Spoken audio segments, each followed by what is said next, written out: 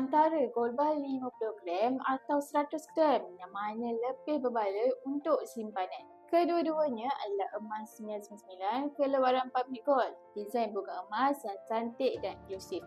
Tapi beza dia pada nilai dan potensi keuntungan.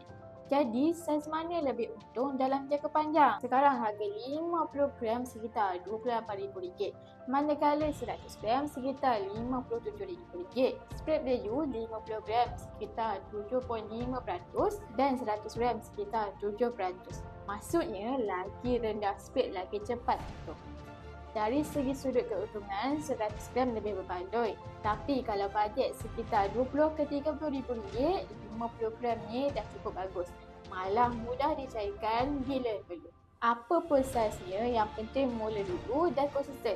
Nak mulakan simpanan emas yang pertama, daftar akaun MTFP Public Gold percuma sahaja. Rujuk pin video atau klik link ni bagi saya bantu sebaiknya. Jangan lupa untuk follow untuk lebih lagi ilmu emas terbaru.